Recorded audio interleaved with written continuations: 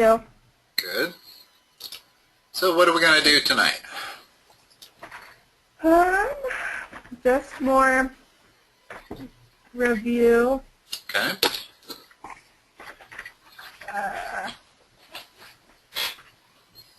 Hold on, let me grab my... Should try to verbalize the ones that you can, and if you have some that are based on interpreting a graph, then probably take a picture of it with your cell phone and send it to my email address, and then I can bring it up on the screen and we can both look at it. All right. But maybe all of them are ones that you can verbalize. I don't know. Okay, let's see.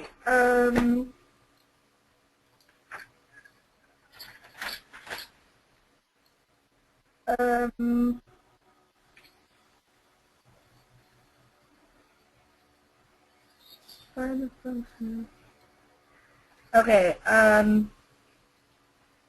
for the function, oh here, I'll give you the function. F of x equals x squared plus 1 over x plus 1. Okay. And then it says to find the domain, y-intercepts, all x-intercepts, the vertical and horizontal or slant asymptotes and holes. Okay, let's talk about the domain first. What can x be?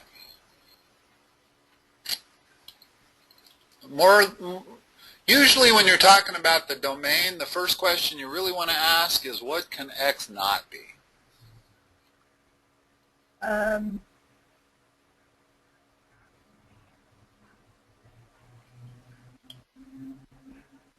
What can you not divide by?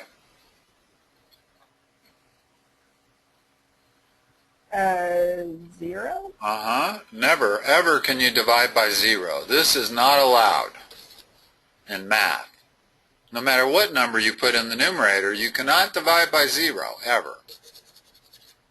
So what can x not be based on that alone?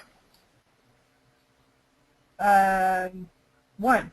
Negative 1. Negative 1. So the domain is all reals except x can't be equal to minus 1. Okay. And I don't know how your teacher does it. Does she do it like that for domain? Yeah. Okay.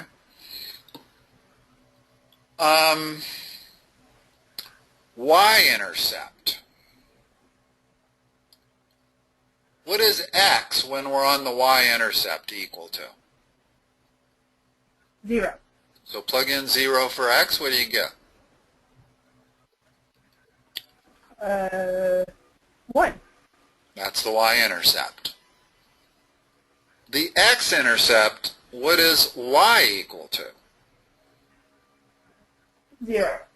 So if I set this thing equal to 0 and solve for it, what is the solution to that equation?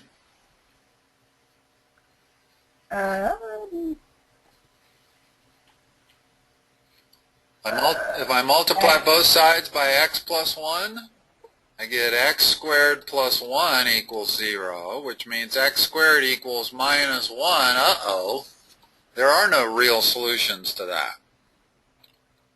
Because there are no values, real values of x, when I set y equal to 0, there is no x-intercept.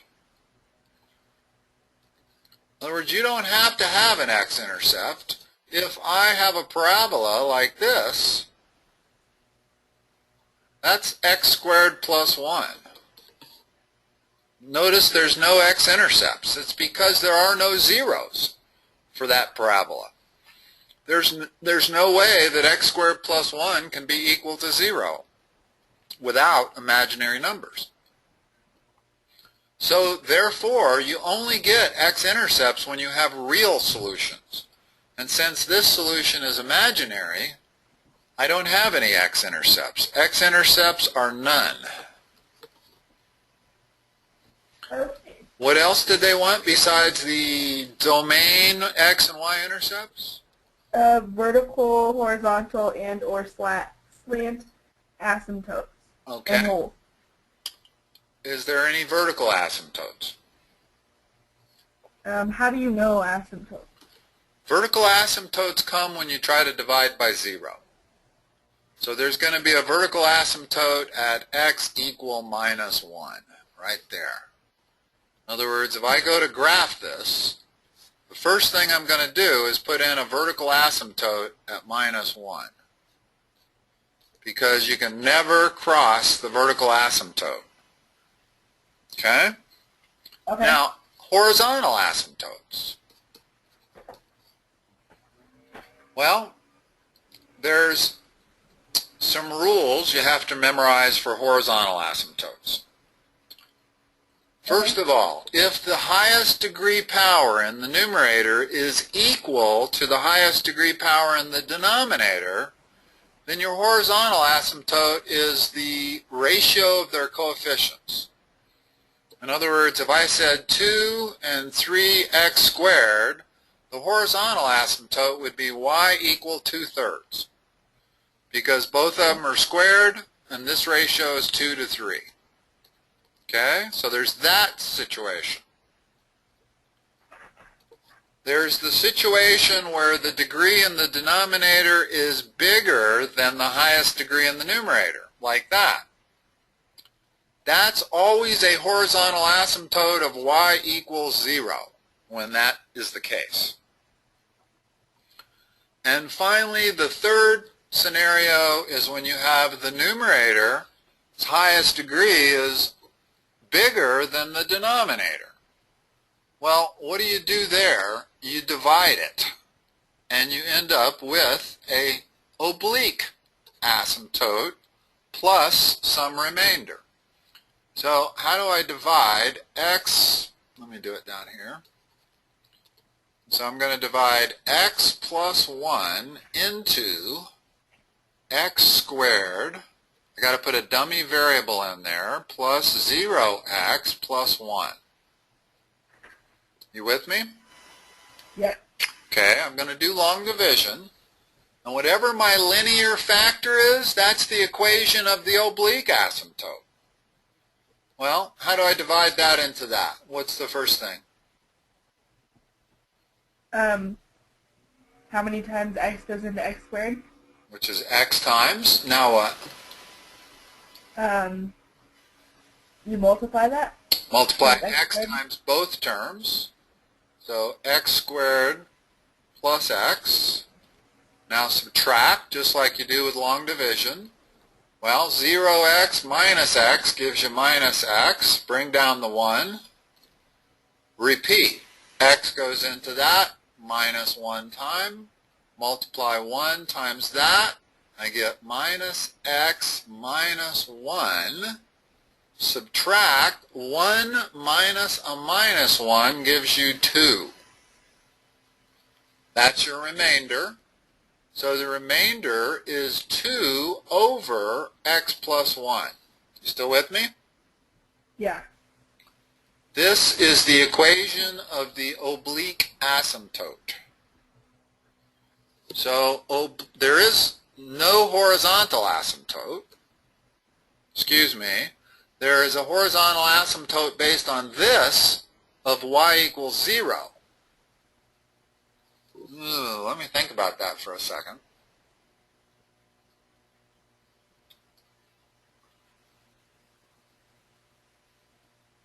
No, I don't think there is. Hold on. I can't believe I don't know that. Let's first of all put the oblique asymptote down. Okay. Oblique asymptote is y equal x minus 1. That's the equation of a straight line. Goes through this point as a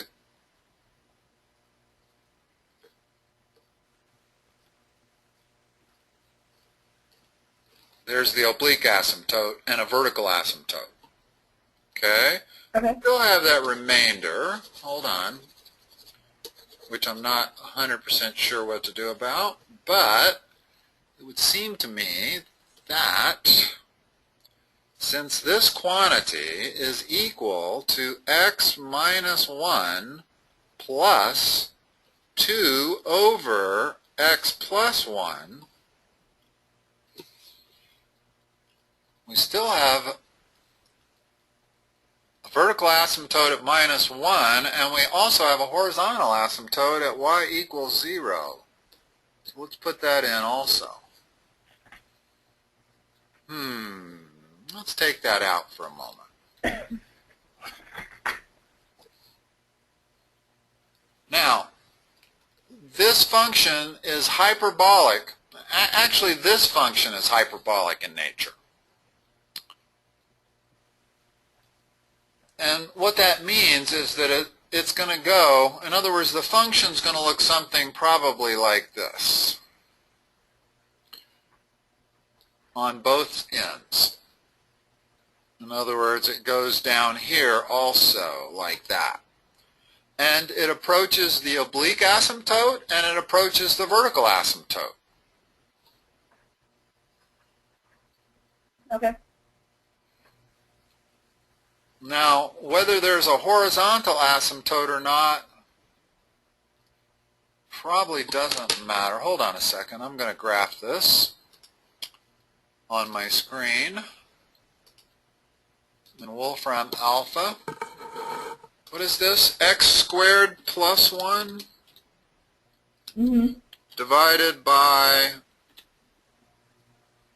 hold on, I'm going to need, X plus 1. Yeah, I'm going to need parentheses around this too. X squared plus 1 divided by x plus 1. Beauty of Wolfram alpha is it's going to tell me what I put in, which is good because your calculator doesn't give you that feedback. Okay. Notice the curve we're looking at. Notice the vertical asymptote is right there. You see that straight line at -1?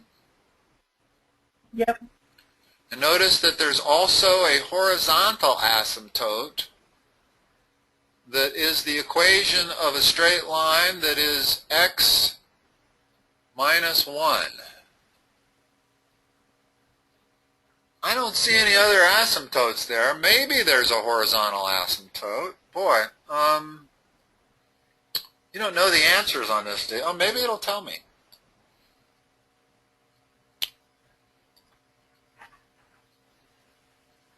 Gives me the domain, all reals except x not equal to -1.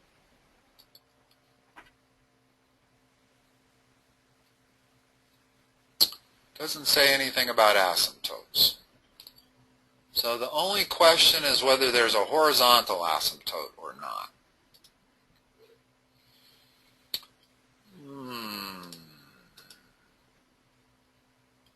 I wish I was 100% sure, but I'm not. There may be a horizontal asymptote at y equals 0. It doesn't affect the graph any. Notice the graph we get is just what we were looking at. And even if I put a horizontal asymptote in there, does it matter? Well, kind of does. You know what? There is no horizontal asymptote. You know why? Why? Because a horizontal asymptote means that the function approaches that asymptote as x goes to infinity or negative infinity. And we can see by looking at these curves that that's not what happens. Nothing approaches the horizontal asymptote. If I think there's a horizontal asymptote there based on that remainder, then I would put it in there, but as x goes to infinity, the function approaches the oblique asymptote. It doesn't approach a horizontal asymptote. So there is none, because for something to be a horizontal asymptote, it has to be what the function approaches as x goes to infinity or negative infinity. Since it doesn't do that here, there is none. So we got a vertical asymptote, we got an oblique asymptote, we got a domain, we got a y-intercept, no x-intercept, and you can tell from that curve that there is no x-intercept. Never crosses the x-axis. Nor does it ever cross vertical asymptotes.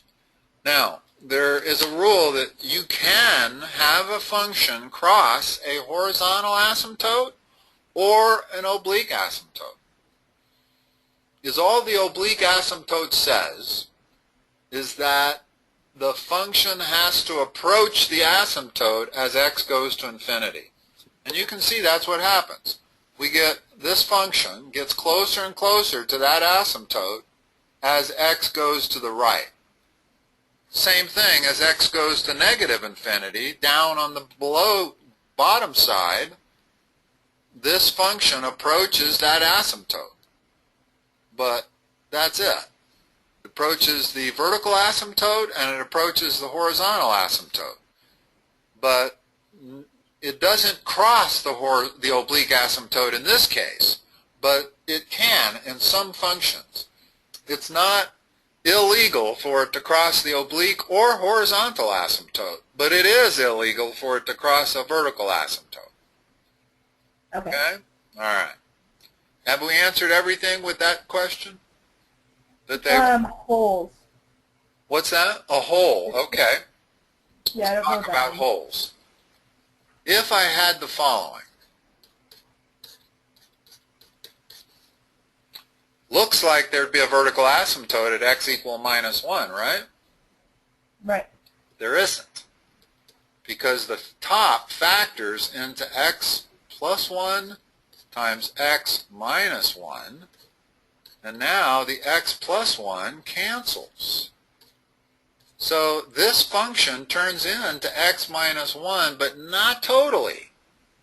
Just because x plus 1 canceled with x plus 1, it does not remove the domain restrictions. In other words, this simplifies to this, but I still have to carry the domain restriction forth that x cannot be equal to minus 1. That translates into a hole. If I graph that, it graphs as x minus 1, which is that line, with a hole at minus 1 instead of a vertical asymptote. In other words, it took away the vertical asymptote by being able to factor it out, but it did not take away the restriction that I cannot divide by 0. And so there's a hole. Now, if I graph this function over here in Wolfram alpha, you won't see the hole.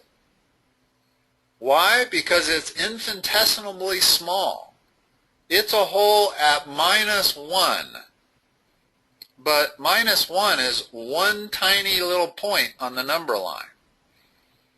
Which means if it's truly only a hole at minus 1 and it's infinitesimally small, you're not going to see it.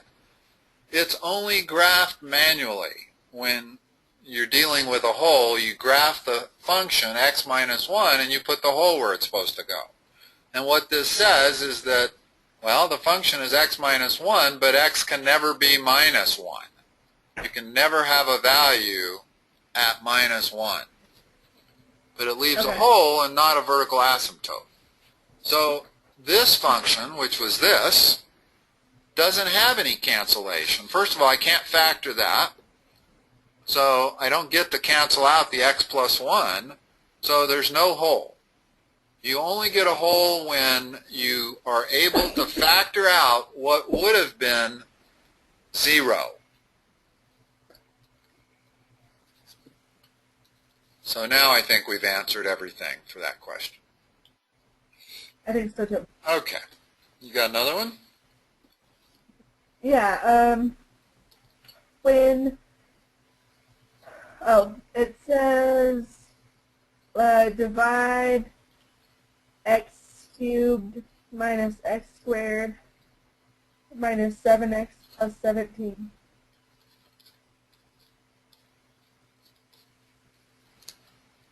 Minus 7x or plus 7x? Minus 7x plus 17. Divided by what? X squared minus 4x plus 5. Okay. What's the first term? X squared. Just x. after you put that first term, make sure that when you multiply that by this, you get this. Because the whole point is to divide that into that, which means after I multiply it back, it's going to equal that. Okay. Okay, now I multiply that by every term.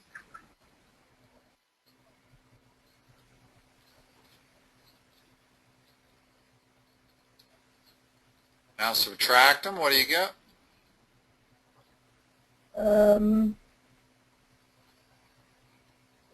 Negative. Oh wait. Positive. 5x plus. No. First of all, 5x. let's do this term right here. In other words, x cubed minus x cubed is 0. What is minus x squared minus a minus 4x squared? In other words, what's minus 1 minus a minus 4? 3. X squared. Now what is minus 7 minus 5?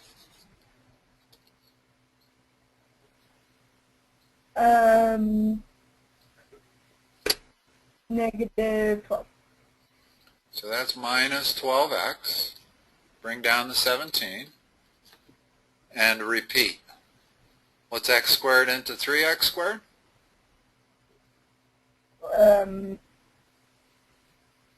Well, 3x. Wait, what? Okay, now we repeat. In other words, now we got this, and we have to divide this into this. So start by dividing that into that. So 3x? 3. Just 3. Notice that 3 times x squared gives me that same term. That's what I want. Okay, now 3 times that gives me minus 12x. 3 times 5 gives me plus 15. So now subtract, and I get 2. So I have my remainder of 2. And the remainder is always divided by the divisor. So there's the answer. X plus 3 with a remainder of 2 divided by that whole thing. Okay, so after the... Go ahead. What do they want after you divide it? Well, no, it just asked for the remainder, so that's 2. Well, the remainder is actually 2 divided by x squared minus 4x plus 5.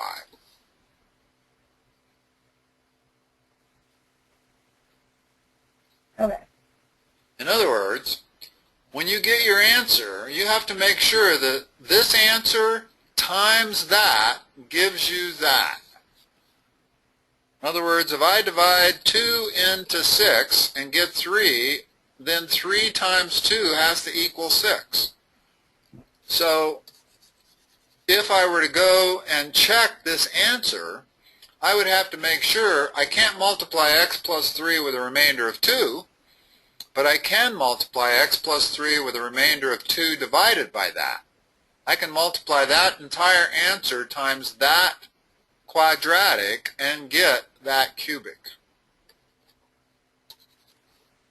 Okay? Okay. Okay, what else do they want to know about this problem? Anything? No, that was it. Okay.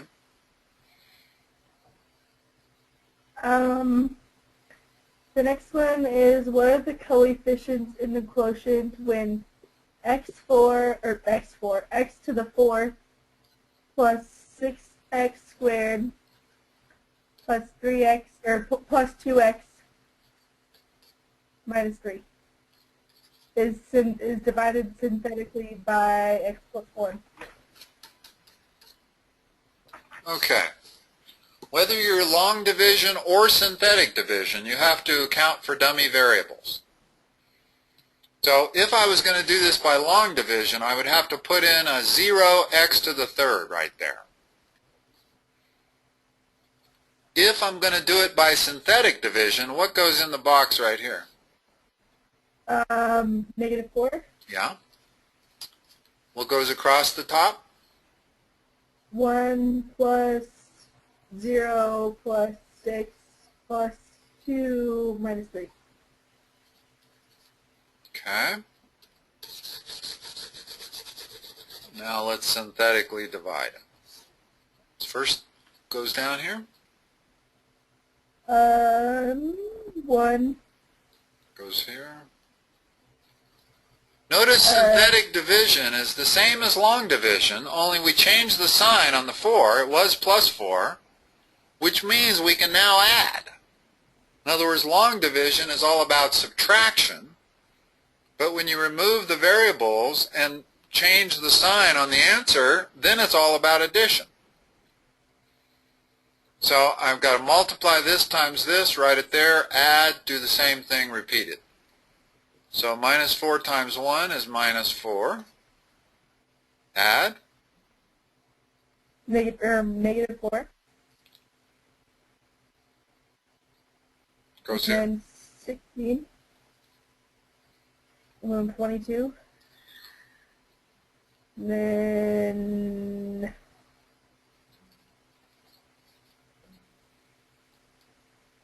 6.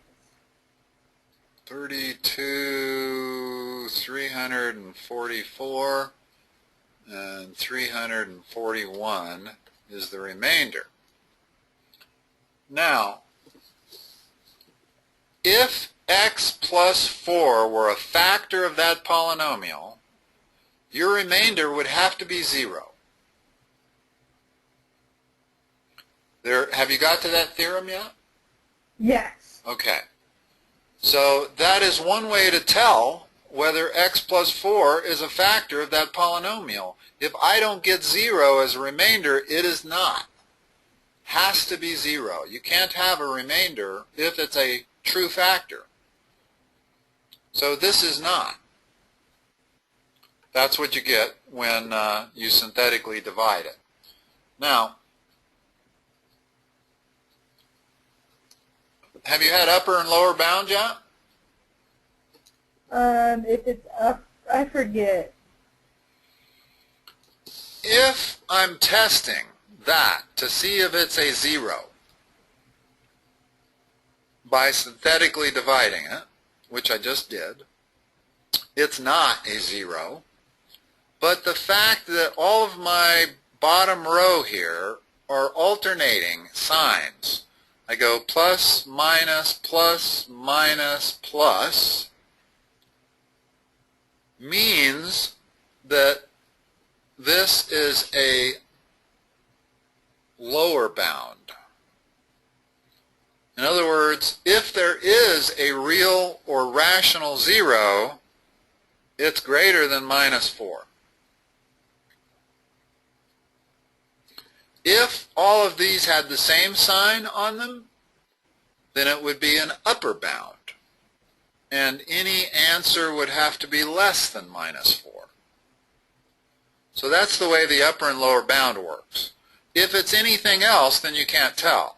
In other words, if it's not alternating and it's not all the same sign, then it's neither an upper or lower bound, and it's just an answer that's not a 0, and that's all I know. Okay? Okay. I mean, if you've had this stuff in the rational factor theorem, then you know that factoring cubics is not easy. You've had the 0 factor theorem, and you've also probably had the rational factor theorem, right? P over Q? Yeah. Okay. The rational factor theorem says if this polynomial, whoops, that's an old problem, isn't it? If this polynomial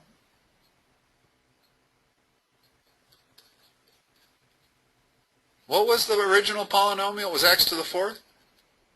It was, yeah, x to the 4th plus 6x squared plus 2x minus 3. If I say let that equal to 0 and solve for the zeros, not an easy thing to do. Okay? However, one thing we do know is that if there is a rational 0, and by that I mean not complex, either a whole number or, square root of 2 or something. Those are rational numbers. If there is a rational 0, its numerator is a factor of 3, and its denominator is a factor of that coefficient, which is 1. So that doesn't give me a lot of choices. It's either plus or minus 3. It's got to be one of that. Plus or minus 3 would be my only choice for a rational factor. Well, let's see if 3 is a solution to that. Let's synthetically divide and see if we get 0 as an answer. Well, do I want to try plus 3 or minus 3 first? Plus 3. Okay. I'll do it real quick here.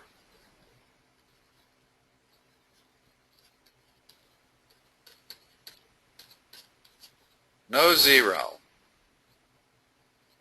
Let's try minus 3.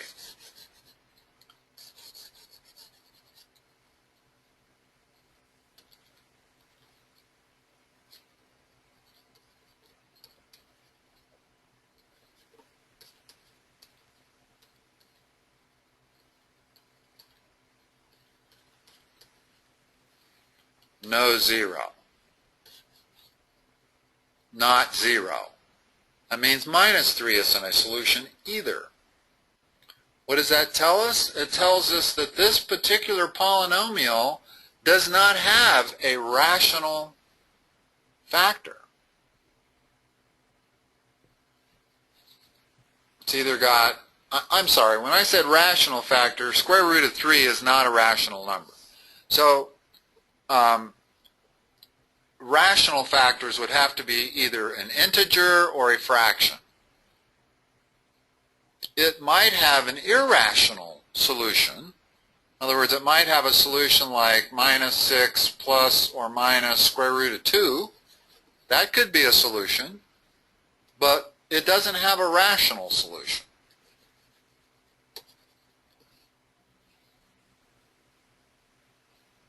All right.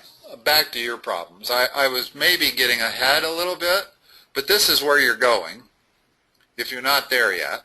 And if you've had rational factor theorem and the zero remainder theorem, then you know what I'm talking about here. Yeah. To find a solution has to produce a 0 right there when you synthetically divide by it. And I tried plus 3 and minus 3, and I failed to get a 0 with either one. That means 3 plus or minus 3 is not a solution to this thing. And there can't be any other rational solutions also. There's probably 2 imaginary and 2 irrational solutions. Let me feed that into Wolfram Alpha and see what it tells us the solutions are. X raised to the 4th plus 6x raised to the 2nd plus 2x minus 3. The other beauty of Wolfram Alpha is it figures out the zeros for you automatically. So we got 2 of them. Notice there's only 2 zeros, yet we have a quartic. There's got to be 4 solutions. That means we have 2 imaginary and 2 real. Here's the real ones, the ones that cross the x-axis. And what are they? They are, the real roots are minus that number and that number. Notice neither one of them is rational. Also has 2 imaginary roots, 2 complex roots. So those are the 4 roots right there. 2 irrational and 2 complex. So what are the coefficients? Oh, I'm sorry. What was the original question? Well, I had to solve it, but then it also asked for the coefficients. Well, the coefficients are what you get at the bottom. when we solved with 4 in there, what were our coefficients along the bottom? Here, I'll do it again. It was minus 4, right? We were dividing this thing by x plus 4, right? Yeah. Okay, so we've got 1 there, minus 4, 16, 22, minus 88, minus 86. Well, those are your coefficients of the answer, plus some remainder. And the remainder is what? This was 344? Yeah. The remainder was 341. So, the resultant polynomial is x cubed, because of the 1, minus 4x squared, plus 22x, minus 86, with a remainder of 341 divided by x plus 4. So here is what you get when you divide that polynomial by x plus 4. The coefficients are 1, minus 4, 22, and minus 86.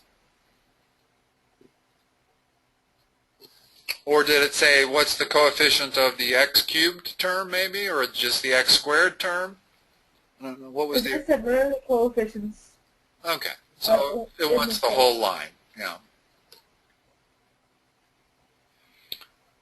And notice that this satisfies the lower bound condition.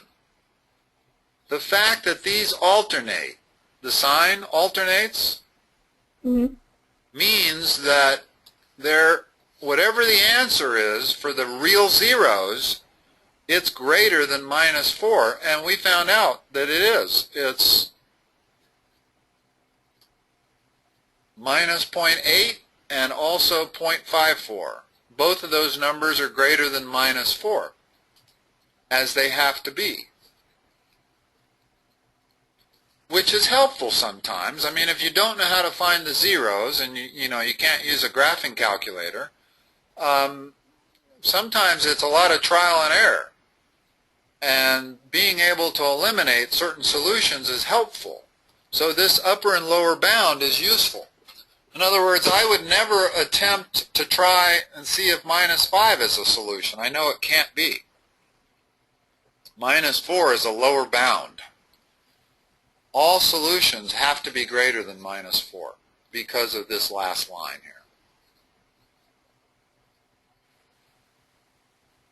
here. Okay. Okay, what else? It says, okay, so it's like a multiple choice one. Okay. And it says, which value of the constant k will make x minus 3 a factor of 2x cubed minus 9x squared plus 14x plus k? Then what value of k? I get it. What are we dividing by? X minus 3. Okay, so they're saying what value of k makes 3 a solution? Right? Right. Well, let's figure out.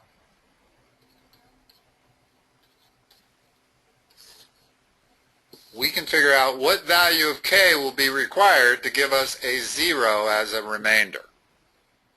So, first step. Drop down the 2. And then 6. Negative 3.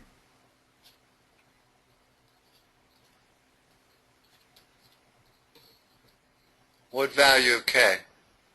Negative 15. Correct. In other words, if I had a negative 15 there, then the last step produces that 0. Perfect. Okay. Alright, this one's hard. If p of x equals x to the 4th minus x squared plus h, or plus 8, my bad. What is p parentheses square root of 2. Okay. Whenever you have a function defined as a function of some variable, x, and then they say what is p of something else inside the parentheses, is all you do is plug that in for x. So it's square root of 2 to the 4th minus square root of 2 squared plus 8. What is square root of 2 to the 4th equal to?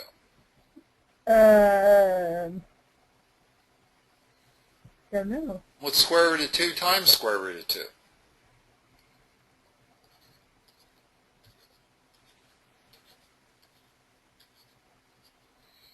That's equal to 2. Square root of x times square root of x is equal to x. Okay. So we're taking square root of 2, multiplying it together 4 times. 2 times 2 equals 4. So the first term is 4 minus 2 plus 8. 2 plus 8 is 10. P of square root of 2 is 10. So actually this is the easiest problem you've given me. It was just a straight plug in and substitute and solve. Okay.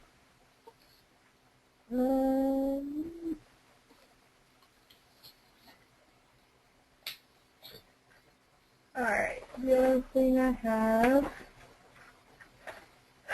is here. Can I just take a picture of it and email it to you? I think that'd be easier. What's that? It's like a big chart. Yeah, go ahead and take a picture of it and send it to this email address. And then I'll bring it up on my screen. Okay.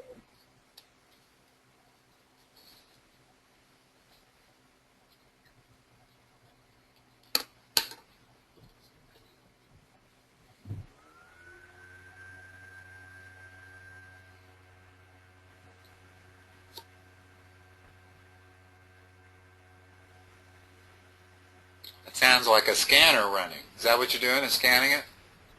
No, that's just my computer being loud. Oh, okay. Because I was going to say, it's probably easier to take a picture with your cell phone and send it. Yeah, I just did. Just because the technology is set up so they make that rather easy to do.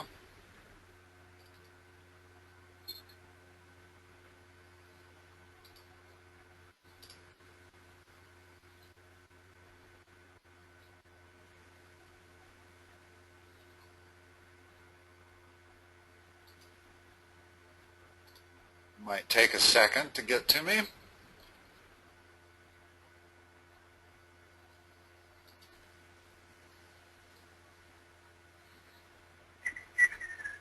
Of course, the bigger that file, the longer it's going to take. There it is.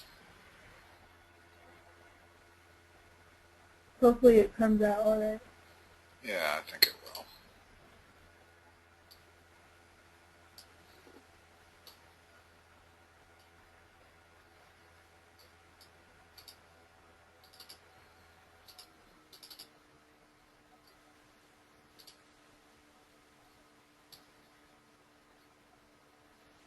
Well, you're going to have to interpret.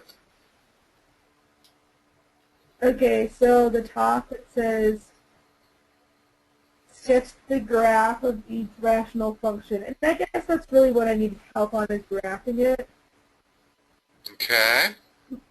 So all of the functions I have to graph.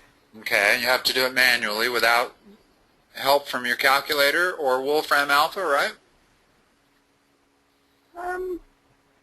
I actually don't know.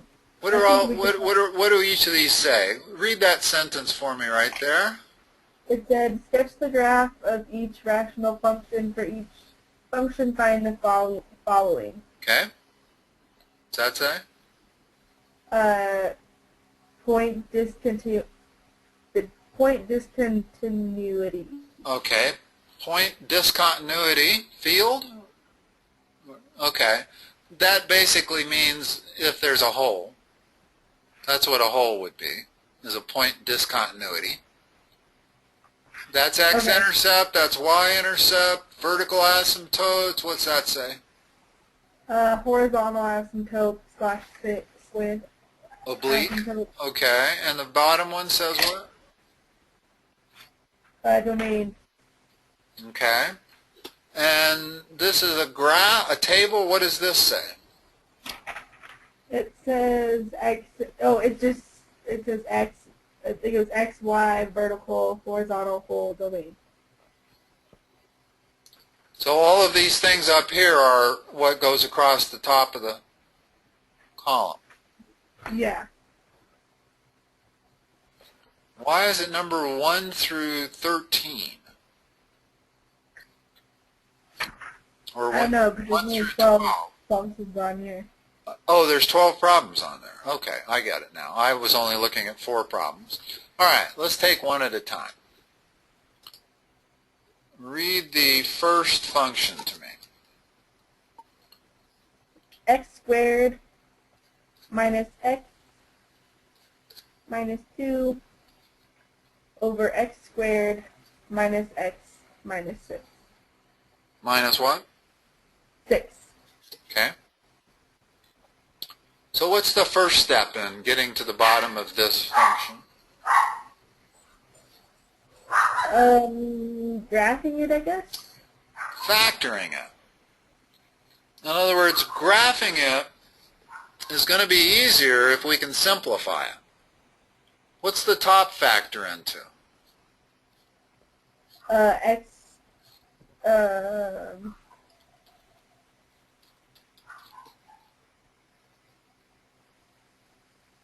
okay. What's the bottom factor into? X plus 2 minus 3? Minus 3 plus 2, yeah. Okay. None of those cancel. So there's no holes. But we got a lot to work with. Let's see. What's the vertical asymptotes? Is that, it's just over 0? No, x cannot be equal to 3, and x cannot be equal to minus 2. Because if it's either of those numbers, we're going to be dividing by 0. So, if I go to graph it, I got to have 2 vertical asymptotes. I got to have one at 3, I got to have another one at minus 2. And that's key in figuring out how to graph it, because it's hyperbolic in nature. How about a horizontal asymptote? What's the horizontal asymptote when you have the same degree of the highest degree in numerator and denominator? Is that oblique? No. You get oblique when the numerator is 1 degree higher. And then you actually go ahead and do the division, and whatever linear factor you come up with is the equation of the oblique asymptote. But here, we got x squared in the numerator, x squared in the denominator. The horizontal asymptote is the ratio of their coefficients, so it's 1. So I got a horizontal asymptote that goes right through there. Okay? Horizontal asymptote y equal 1, based strictly on that. All right. Now, how do I draw this? Well, first of all, let me take a wild guess. I know what hyperbolic functions look like. This is the y-axis, incidentally. This is the x-axis. Hyperbolic functions look like this. They're hyperbolic to the vertical asymptote and the horizontal asymptote. Then it does something in between the asymptotes, and it usually comes out like that on the other side. Now, what it does in between has a lot to do. It could do various things. It could do this, but most likely it does this. And that's probably what it looks like. Now, what other things did it want? It wanted x and y intercepts. So, and that will answer our question. If there are any x-intercepts, then the function does this. If there aren't, then it's never going to cross the x-axis. Well, let's see if there's x-intercepts. X-intercepts means y equals 0, right? So I have to set that whole thing equal to 0. We're only going to have time to do one of these maybe. But, okay. Can that be equal to 0?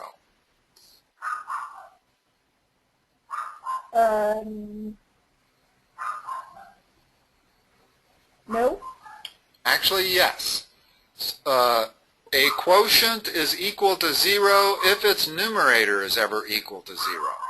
So if x is ever 2 or minus 1, we're going to have an x-intercept. So let me take that part out. And there's an x-intercept right there at 2. And there's an x-intercept right there at minus 1. So it looks like it might do something like this. Based on the x-intercepts only. We know that in the middle, it crosses the x-axis. Oh, excuse me, I didn't draw this right down here. It's asymptotic to the two asymptotes. In other words, this lower half of the hyperbolic function, no.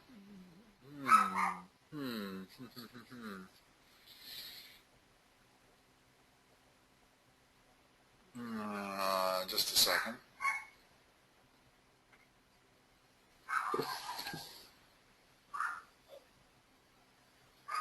Well, clearly there's another place where x is equal to 0, and that's this spot right here. And it's got to be to the left of minus 2. No, I might have this wrong. I do. That graph is going to be like this. Let's see. First of all, when x is greater than 3, I've got positive, positive. So it's definitely greater. It's in this quadrant up here. In other words, if I made x 4, then I've got 2 times 5, 10 divided by 6. That's greater than 1. So this is in the right place. That hyperbolic graph is in the right place there. I know there's 2 vertical asymptotes. I know that there's 2 x-intercepts at these 2 spots. So I know that's on the curve. I know that's on the curve. Now what happens when x is less than minus 2? Let's see. If I made x minus 4, then I get in the numerator minus 6 times minus 3, and in the denominator I get minus 7 times minus 2. That's all plus 18 over 14. Aha! That puts it up there. Now we're getting somewhere. Now that I know what the upper right quadrant looks like and the upper left quadrant looks like, and my x-intercepts, well, you always go into these vertical asymptotes and come out the other end. Well, not always, but most of the time. So I know that I've got to go through like that, go up to some value, and come down like that. That's what my function is going to look like. Let me graph it on Wolfram Alpha just to prove it to you and to show you I know you're not supposed to use this to do it, but x minus 2 multiplied by x plus 1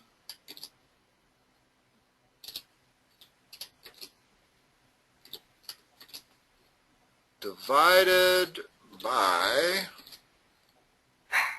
x minus 3 times x plus 2.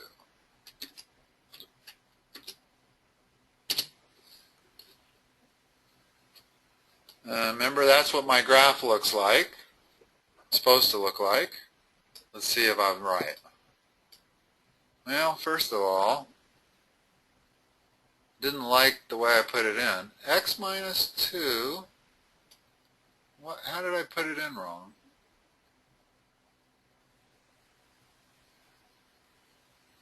Times x plus 1. Ah, I get it. I got to put parentheses around, double this. In other words, this is a great example of I didn't enter it right. I needed another set of parentheses. And now it'll show me what I was hoping to put in the first place. X minus 2 times the numerator, which is x plus 1, divided by that denominator. All right. And that's what it looks like. Is that not what I drew? Yep. Now, that point right there, it's not clear where that always is. And in fact, you might have to have a calculator to determine that point. And that would affect the range. What's the domain of this function? All reals. Except, what value is x never equal to? Right there and right there are two vertical asymptotes. X is never equal to minus 2 and x is never equal to 3. So that's the domain. All reals except minus 2 and 3. And then what about holes? Holes. There's no holes because nothing factored away. In other words, if I'd have had an x minus 2 in the bottom and that canceled with that x minus 2, I would have had a hole at 2. But I've got the original function, nothing factored out. So that means there's never a hole. A hole only comes when you would have had a vertical asymptote, only it disappeared because that term factored away. In other words, when I had something like x plus 1 times x minus 1 divided by x plus 1. The x plus 1 goes away, but I have a hole at minus 1. In our case, nothing went away, so the only thing we have are those two vertical asymptotes. Okay. So no holes on this one, but you've got 12 functions here. I'm sure one of them has some holes in it. In other words, the trick is the same on all of these. Try to factor everything into a linear factor if you can get it, and then you'll be able to figure out where your vertical asymptotes and holes and all of that are. Okay. Unfortunately, we're out of time, so let's see. Did we answer everything on this? Was holes the only? That was x-intercepts, y-intercepts, vertical asymptotes. I can't read this stuff. Domain, that and that. Did we answer everything for this one function? Yes, we did. Okay. So we merely have to do that for each function. And like I said, start by factoring it and putting it into that kind of, as much as you can. And once you factor it, it's easy to see where the vertical asymptotes are, because that can't be 0 and that can't be 0. Okay. All right? So then the y-intercept? Yeah, there is a y-intercept, and that's easy enough to find because x is equal to what at the y-intercept? 0. So plug in 0 into this. You got minus 2 in the numerator, minus 6 in the denominator. So 1/3. Third is the y-intercept, and we can see that that is about 1/3, 0.333. Okay. Okay, right there. So always remember that x-intercepts are where y equals 0 and y-intercepts are where x equals 0. Okay. All right, Jade, I'll let you go. Good luck on those other 12. Thanks. All right. Talk to you next time. Oh, let's see. I have you down as a regular at 7:15 on Tuesday. Is that right? You want to keep that? Yeah. Okay. I'll talk to you next Tuesday. All right. Sounds good. Bye-bye.